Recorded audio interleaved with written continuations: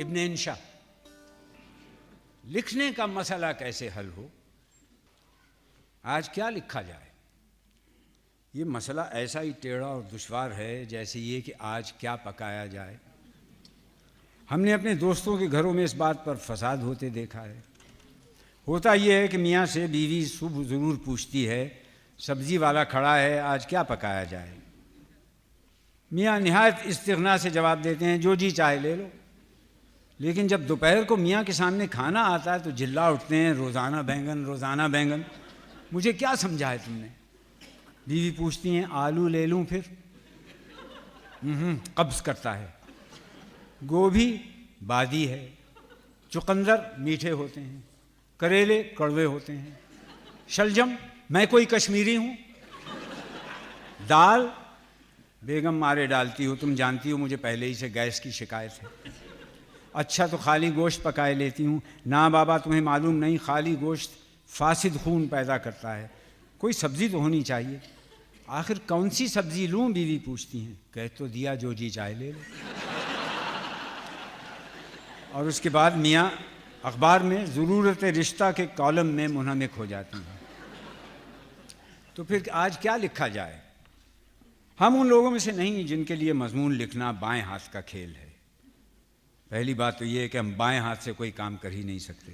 دوسرے یہ کہ اپنا شمار ان باکمالوں میں کرانا مقصود نہیں جن میں سے ایک سے یہ فرمائش کی گئی تھی کہ قطب مینار پر مضمون لکھو.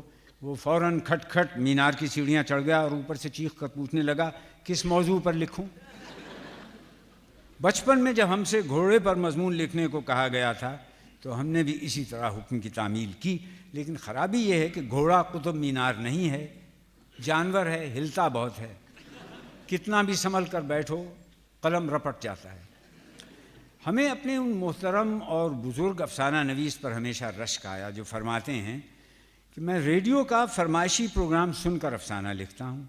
وہ یوں کہ اس میں سے کوئی مصرع یا بول پسند آ جائے تو اسے بطور عنوان ٹانک کر قلم چلانا شروع کر دیتا ہوں.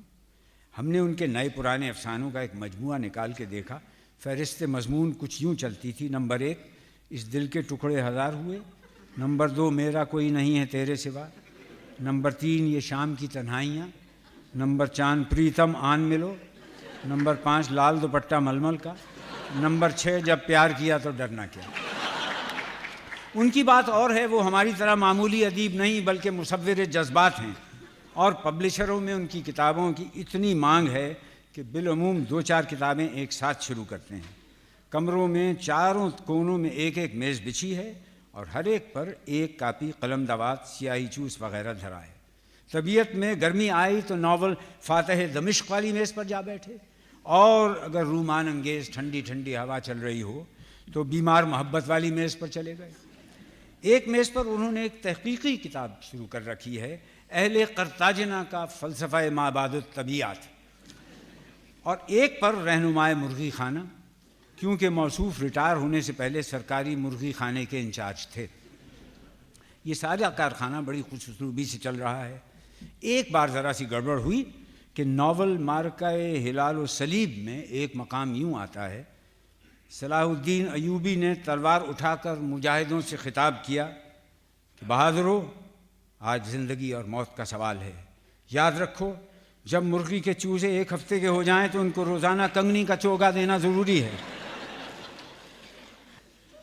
جب قارئین کرام کے شکایتی خط آئے تو مصور جذبات نے تحقیقات کی. معلوم ہوا قصور ان کا نہ تھا، کمرہ صاف کرنے والے نوکر کا تھا جس نے بے سوچے سمجھے ایک میز کی کاپی اٹھا کر دوسری میز پر رکھ دی. چنانچہ کتاب رہنمائے مرغی خانہ نکال کر دیکھی گئی تو اس میں ایک باب یوں رقم تھا مرغے کو گھٹنوں میں رکھ کر اس کے سر کو بائیں ہاتھ سے پکڑ لیتے ہیں اور 2 چھوٹی انگلیوں سے اس کے پیٹ کی مالش کرتے ہیں. ایسا کرنا بہت ضروری ہے ورنہ یہ عیسائی طاقتیں مل کر اسلام کا نام و نشان دنیا سے مٹا دیں گی.